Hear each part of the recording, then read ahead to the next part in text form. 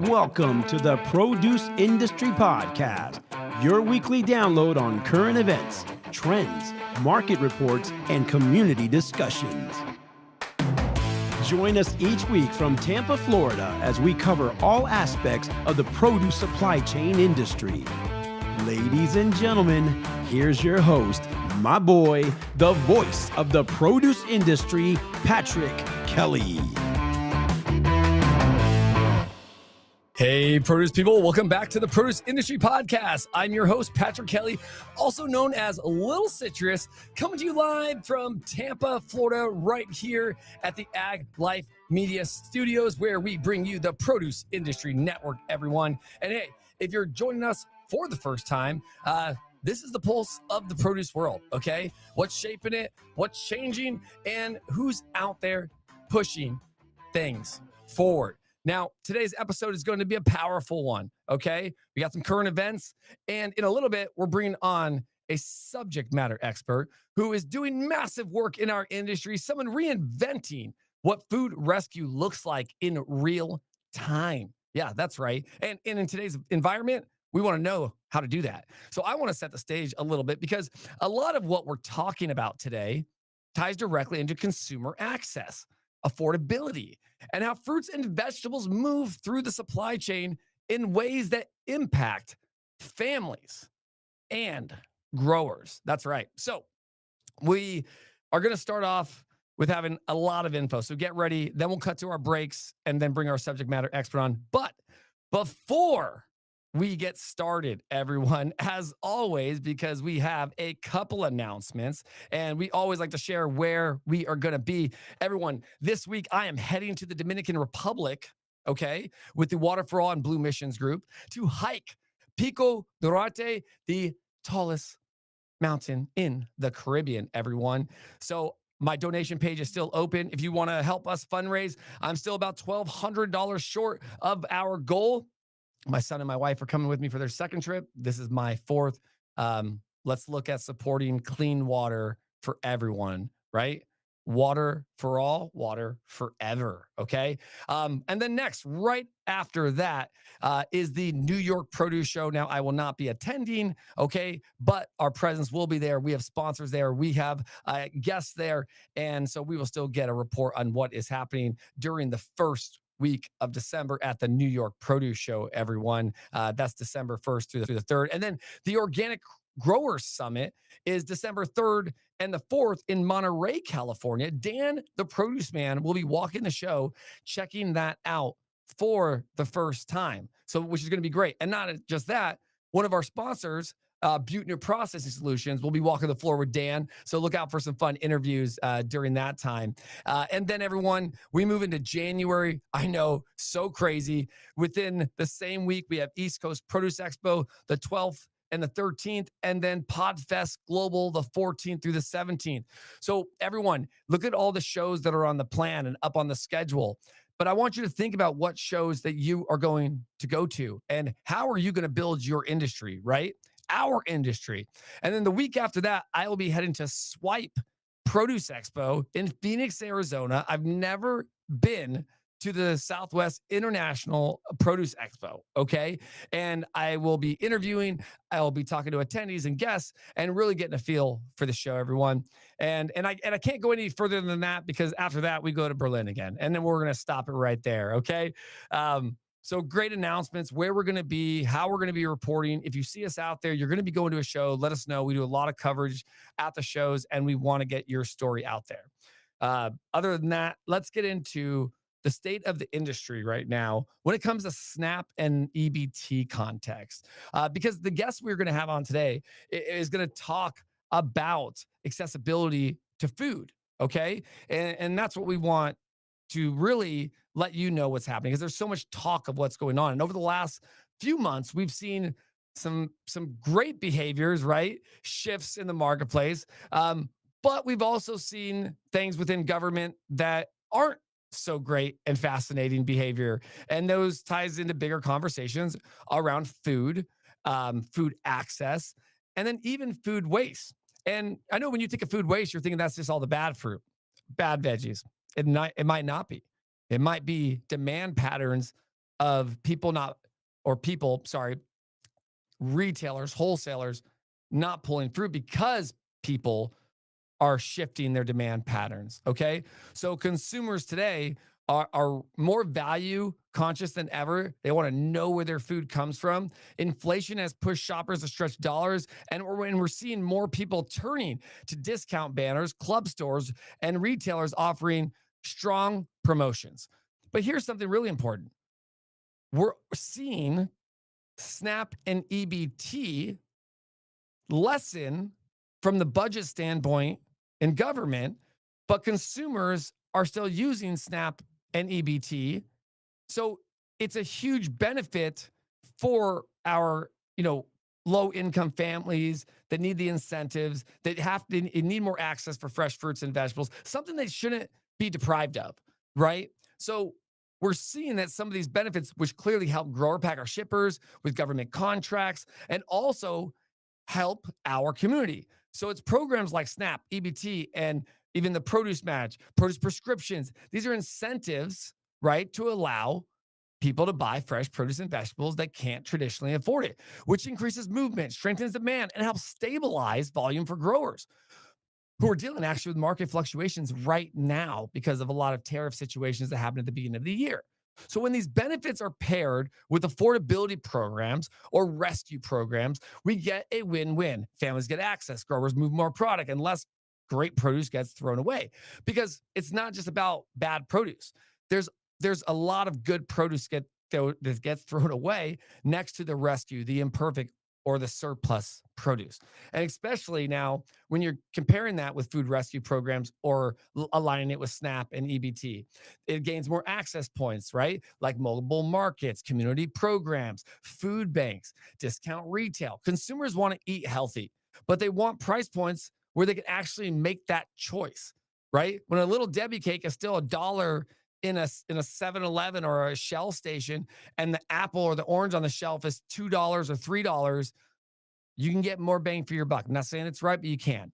But there's more access to those items at the price point versus we need to have access and stronger demand, right? And price points to bring back to our community and then back to the farm. Sustainability is another major driver. Retailers, wholesalers are trying to figure out how to reduce waste, tighten the cold chain, find new partners, right? One of the things Empower Fresh does, one of our key sponsors of the show, they developed a technology that helps reduce food waste in the grocery store through helping on ordering and replenishment, right? These are things that are happening. Good produce should never end up in the dumpster, okay? When it could end up in a household that needs it. Okay. This is where things get really interesting when you combine sustainability, okay, and some of those SNAP EBT benefits, not to mention also the food banks, the programs that you don't see out in the retail and world, the companies behind the scenes, right, that are helping rescue produce, but actually rescue families as well by giving them what is needed. So we can reroute a lot of produce to people in need before throwing it away. But maybe you don't know that. You might say, "Oh, well, I call the food bank every year and they don't take any of my fruit." Well, because can't always give it to them when you have the oversupply. You got to start creating that with a relationship with those people now, the food banks, right? The government programs, right? So there's measurable impact with all this too, right? If we're able to find access, right? SNAP EBT benefits, I would say increase and create more steadily movement. Who benefits from that? The consumer benefits from that. The growers benefit from that. The communities benefit from that. And heck, the environment benefits from that, right? So all this ties directly into our guest today, okay? Subject matter expert. And this system is evolving, right? And organizations that can move fast, scale, and connect to supply chains, community needs, helping when SNAP and EBT programs are being rewritten, jumping in and helping move fruit to communities, get vegetables from growers that traditionally would throw it away, helping with food logistics. There's a lot that it looks like. Okay. And even then, what about this? Technology for a minute plays a role, like I said, with Empower Fresh. It's a massive role in all the programs, all fruit, veggies, SNAP, EBT, government, surplus, internet, right? Everything. It's a surplus produce intersect, right? The technology now is integrating with our food supply chain because why?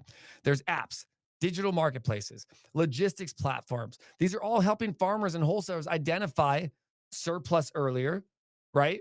Get it reallocated faster and connect it to demand signals coming from the community partners, food banks, and government that, obviously handles SNAP and EBT. So growers I've talked to, right, with love, right? Um, that gives us a real outlet, right? They've told us that having the government programs that go to the school systems, having the government programs that service the jails or the prisons, right? Having the SNAP EBT that services the families that need. It's a lot. It helps a lot, and they say that. I've talked to a grower last week, and he was concerned because a lot of their school programs aren't ordering yet, and we're seeing that with a lot of different commodities. So that's where the conversation is going to go next when we get back from break is how we take surplus, how do we move it quickly, safely, efficiently, and in a way that supports families too. And and that's where our guest comes in. So again, LinkedIn's a very powerful tool, everyone. So Sarah DiPasquale, I went on an amazing hike with her last year in Water for All Blue Missions.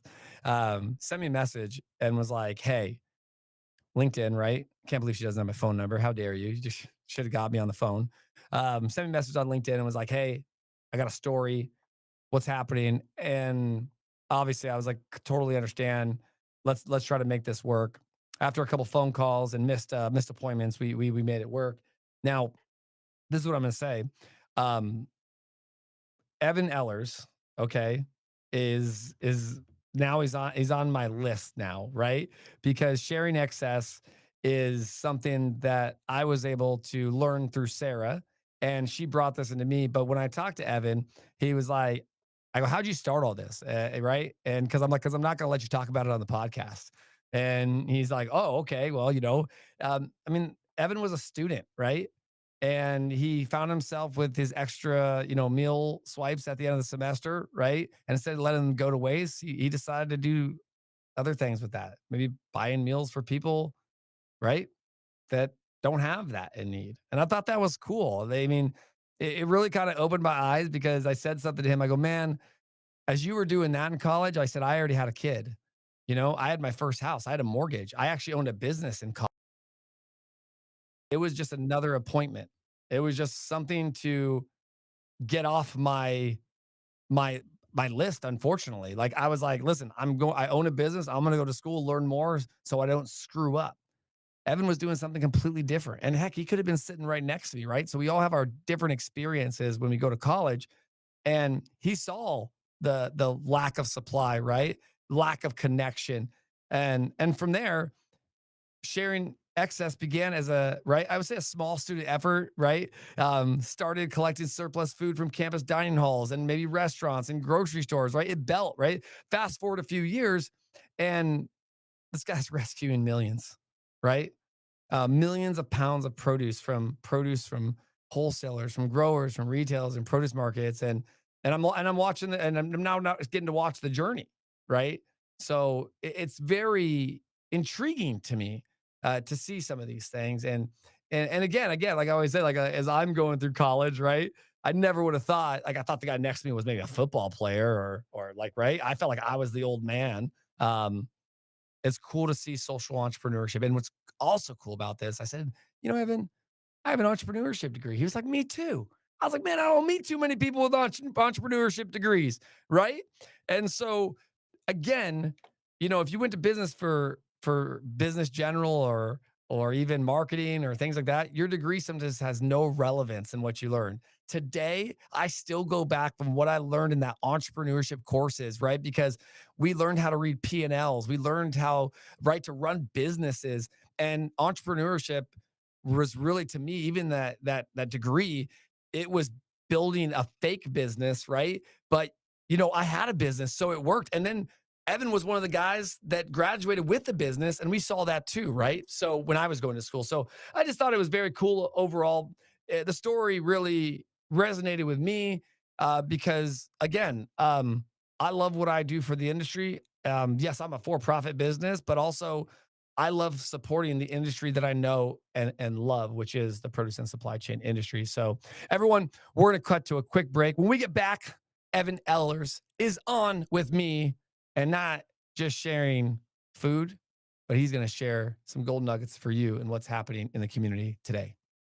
120 years ago, in Groningen, the Netherlands, a small produce business began, trading fresh local fruits.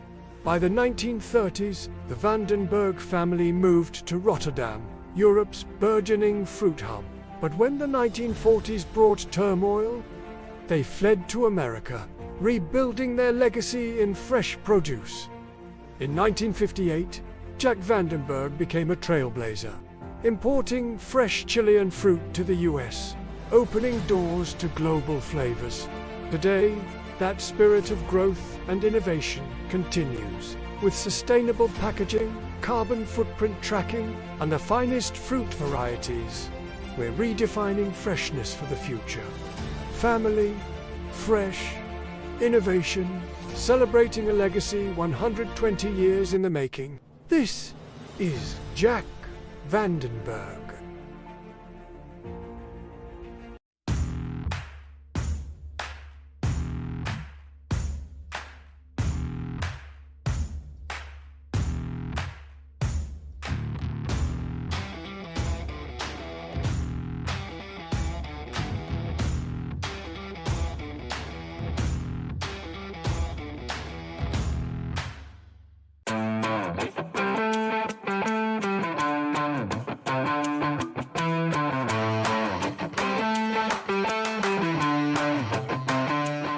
Everyone, welcome back to the Produce Industry Podcast. It's always great to hear from dynamite sponsors creating dynamite content for our industry.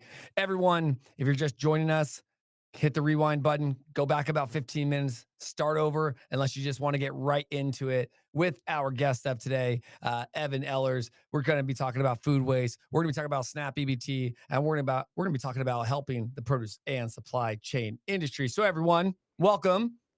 Evan, What's going on, Patrick? Thanks for having me. that's going on, man. No, this is great. And again, when we first linked up over a week ago, you gave me some information about the company, what you're doing, and it resonated with me, man. And now we're here today, talking about not just you and what you're doing, but what the industry is doing and what we need to do as an industry to keep fruit and veggies moving.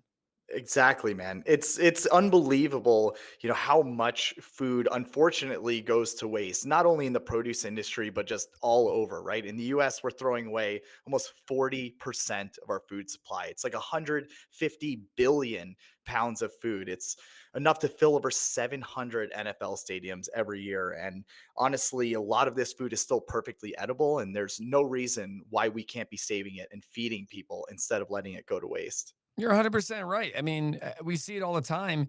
Is food waste is everywhere, right? And I brought up the big issue of SNAP and EBT, and that's what's so crazy about it is that growers, packers, shippers are seeing less orders right now. I'm not Exactly. even gonna say anything. You just jump in because you already know, man. Yeah, it's like a double whammy. I mean, when you're seeing less purchasing, there's also going to be less excess that's available. And that's a traditional, really important supply for over 200 major food banks across the United States, over 60,000 food pantries across the US. Over 41 million Americans rely on SNAP. And what we saw with this shutdown was unprecedented in food access. Over 41 million people not having SNAP and EBT benefits for the first time in history since food stamps were first initiated. This is unprecedented, and it created a massive panic where everybody that typically uses those SNAP benefits to purchase produce and other types of food from retailers now have nothing in their bank account come November 1st. It's been a crazy time, and we've been working overtime to make sure that we can do the best that we can, ensuring that hundreds of thousands of families still have access to the food that they need. Yeah, and you're so right too. I mean, there's a lot of I was gonna say there's a lot of good and a lot of wrong, right? I said that some of the behaviors are good, but some of them aren't so good. And when the federal government shuts down because I would say appropriations haven't been approved, right? Like that affects the USDA, right? And that may cause pauses or delays or issuance of SNAP benefits, right, Evan? And through that program, though, it's crucial, like you said, for millions and millions of people, right? Exactly. I mean, the amount of families that are relying on this is immense, and you already have about 50 to 60% of the US population living paycheck to paycheck, right? Families are choosing between buying medicine or paying for school supplies, right? I mean, Yeah. your story is so inspiring to me, Patrick, because like it's very similar to what a lot of people had to do growing up, right? You have to really work and grind, and food should never be one of those pieces that you're wondering, well, where is it going to come from? Well, I'm going to school or feeding, trying to take care of my family, right? We're throwing away about 10 times the amount of food that we need to feed everybody who's hungry in this country. Man, you kind of gave me goosebumps because, you when you said my story got to you and vice versa, I just thought about that and I was like, what do you mean? And I see that, man. I was trying to put food on the table for my son, Yeah, right? You were trying to put food on the table for people that didn't have need. Well, guess what? If I didn't have work and I didn't do all the things that I did, my son wouldn't have food either, right? I exactly. knew I knew I had to grind. I knew I had to just work, right? And I was in the produce community, so my dad was like, "You don't need to go to college. You need to work. And if you want to go to college, you go to college part-time," right? He would always say college is an extracurricular activity. And people, my dad argues all the time, college is not a career, man. It's 4 years and you're done, and then sometimes you get a master's, right? But at the end of the day, college is an extracurricular activity that you're paying for to get Exactly. educated on something else, right? And Exactly. and so I love that what you just said. And now October, November, right? October last month, we're in November.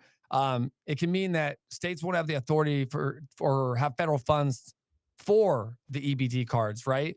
And we're seeing that. Okay. My wife is a teacher. She works at a D school. I'll say C just in case so I don't get in trouble from her. But it's one of those schools where it's got a lot of transition people, right? We live in Florida, so it's a lot different. And we're hearing it. Trust me, we have Exactly. people that were getting $800 a month, they're getting $200 a month, and they've got 5 kids to feed at home. So, Exactly. and you can't say the problem. And I saw a post on LinkedIn or sorry, Facebook the other day, Evan, and I want your comment on it. I want your truth. Just give it to me raw.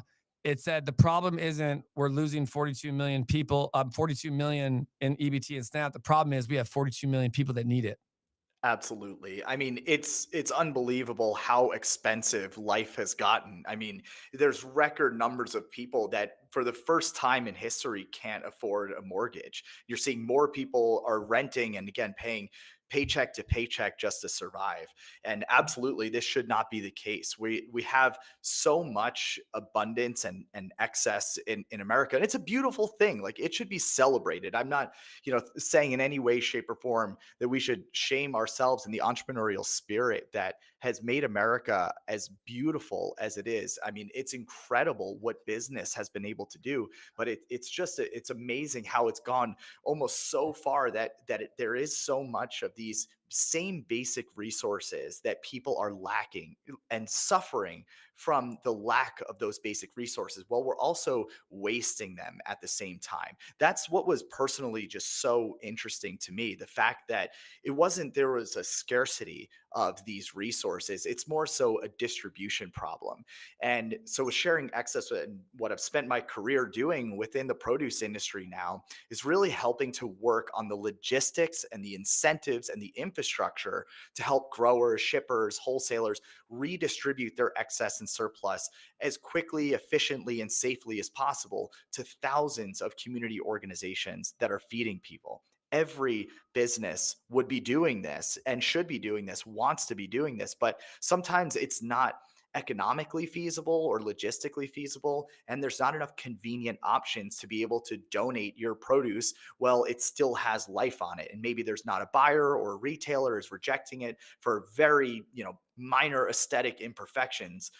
This is a crucial opportunity for us to develop as an industry, and not, put the shame on the produce industry. No, we need more solutions to help make it easier. Produce is the backbone of our country in so many ways, shapes, and forms. And that's why we created Sharing Excesses, to just make that lift a little bit easier, so that it's like they barely have to lift a finger to donate excess in their local communities. Yeah, that's how it should be. And as a working for with a citrus grower, packer, shipper, um, we're always doing that, right? And sometimes when I get to visit in California, what's great about that is sometimes we'll take some of those pallets down to ready the baseball stadium. We'll donate, right? Yeah, To the local food banks. I like going just because I like to say hi, thank you so much, right? And yeah, we could have sold that somewhere maybe, right? Or it would have gone to waste maybe, or it would have been perfectly fine, right? So I love what you guys do too, because it's helping communities in need.